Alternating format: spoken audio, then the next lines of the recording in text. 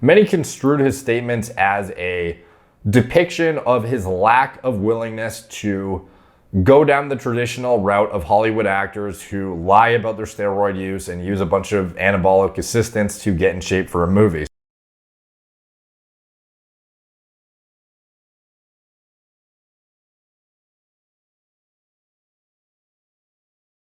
What's up, guys? Derek, moreplace188.com. Today we're going to be talking about Robert Pattinson. He is the new star in the Batman movie that just came out. And it's been a long time coming for him to get to the big screen in this movie, apparently, with all of the stuff going on in the world. A lot of, restrictions on filming, delays, etc. And this guy was also one of the, I think the only celebrity of all time who said he was simply not going to work out to play a superhero. Yeah, he refused to work out and said wouldn't stand for it. You know, there is a lot of superhero playing celebrities that otherwise sauce their faces off and gain 30 pounds of muscle in fucking, 6 months, or, pull a Hemsworth, or many other examples of that. He's not the only one. And he is not going to do that. He is not going to do shit. He is going to just show up with his, studly good looks and just kill it on screen without having to do a fucking thing, without lifting a finger, except reading his lines. However, it turns out that was actually a joke. He comes out much later and says, Robert Pattinson says he was joking about not working out for the Batman, and it's haunted him ever since. So back in 2020, an interview was conducted for the production of it. It was conducted production of the Batman and halted due to the pandemic. And basically, he said, I think if you're working out all the time, you're part of the problem. He said, you set a precedent. No one was doing this in the 70s, even James Dean. He wasn't exactly ripped. Literally, I'm just barely doing anything. Pattinson added, explaining that Zoe Kravitz, who plays Selena Kyle Catwoman, had been working out 5 days per week while home. He says later, more recently, new interview with Movie Maker, and this is 2022 now, 2 years later, that really came back to haunt me. The British actor said, I just always think it's really embarrassing to talk about how you're working out. He continued, it's like an English thing. Unless you are in the most unbelievable shape where people are just genuinely curious, going, how have you achieved like physical perfection or whatever? Pattinson said that playing the Caped Crusader requires physicality and muscles. You're playing Batman. You have to work out, he said. I think I was doing the interview when I was in lockdown as well in England. I was in a lower gear of working out. Lower gear. Pattinson likened the reaction to his workout comments to the time he famously told Extra that he probably hadn't washed his hair in weeks and doesn't really see the point in washing your hair. It just sticks for 15 years, he said. The Batman, which stars Pattinson, Kravitz, and Paul Dano, hits theaters on March 4th. So, the thing we're going to be getting into is his statements apparently were construed by many. Like, many people thought he was serious and just said, this guy's a lazy fuck and is not actually getting into the shape he needs to, regardless if he's going to be a fake natty. You need to fucking blast your face off in order to represent the role right. You're getting paid millions of dollars. Like, come on, you got to fucking take one for the team and actually show up in, commendable shape. Now, did he though? Apparently, Robert Pattinson says he was really dead after finally wrapping the 18-month shoot for the Batman. I Look Green, and he mentions how he was literally restricting water and eating basically nothing. So we're going to get into that shortly. But the first thing that was interesting is apparently many construed his statements as a depiction of his lack of willingness to go down the traditional route of Hollywood actors who lie about their steroid use and use a bunch of anabolic assistants to get in shape for a movie. So this was a video posted by Simon Miller. Robert Pattinson reveals the Batman physique. Did he troll us? And in the comment section, I think when he said, I'm not working out, what he really said was, I'm not taking steroids, like the vast majority of these superhero actors. I had the same reaction as everyone else at first, but I came to that conclusion more over time, and others have been saying it too. In his original statement, I'm pretty sure he was trying to allude to the steroid culture in Hollywood that perpetuates unrealistic physiques, that he didn't want to take part in that. His body looks great for a natural athlete and should be what is promoted by the fitness industry.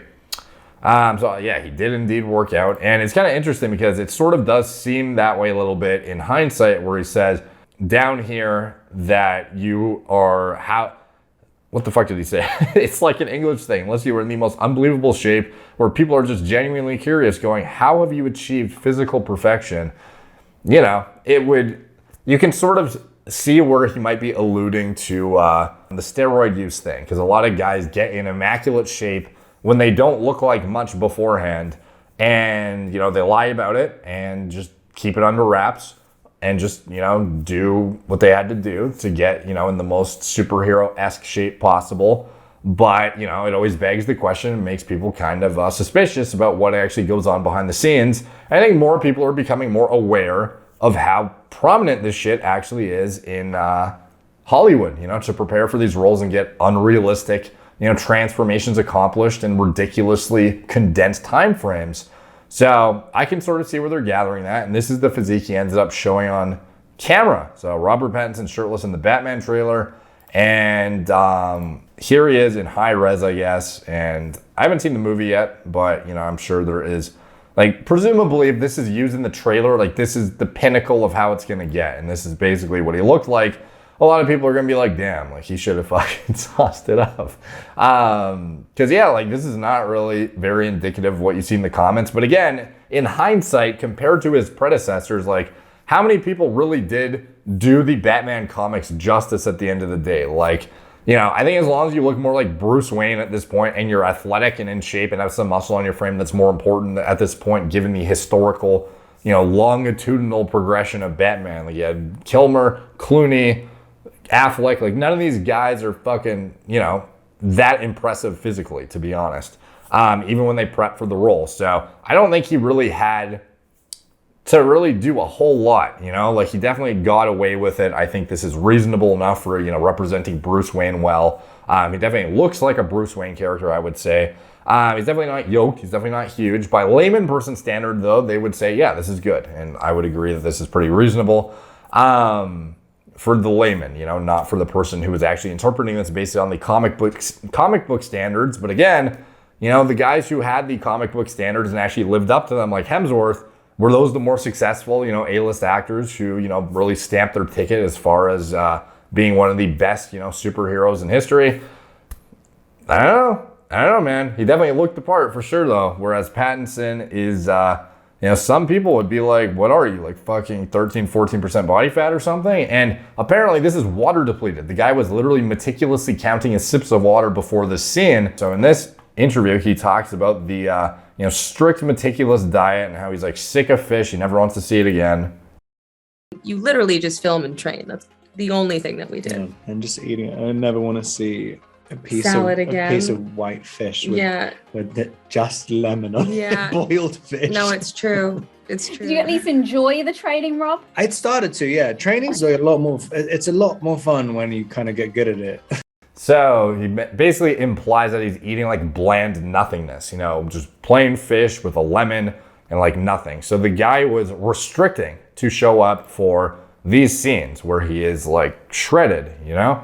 He was restricting hard. Maybe these don't do him justice because it's not like I've seen the fucking movie, but these are like the trailer production quality. Like, this is peak physique right here.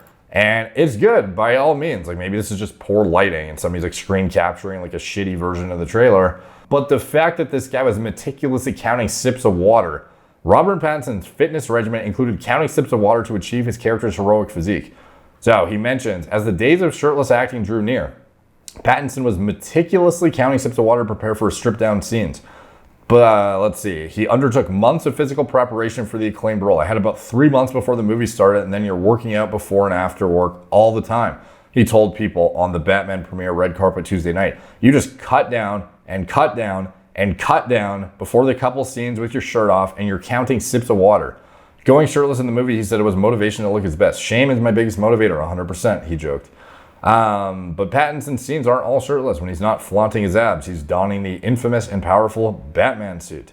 It's funny because you read the script and you spend loads of time trying to figure out, how can I play this character who does all these sort of audacious acts, blah, blah, blah. Okay, so basically, he mentioned how he had to, after 6 or 7 weeks of just eating half a little tiny bit of fish and like a crumb of rice, he explained, and then you eat a sandwich and you've got on 15 pounds afterwards.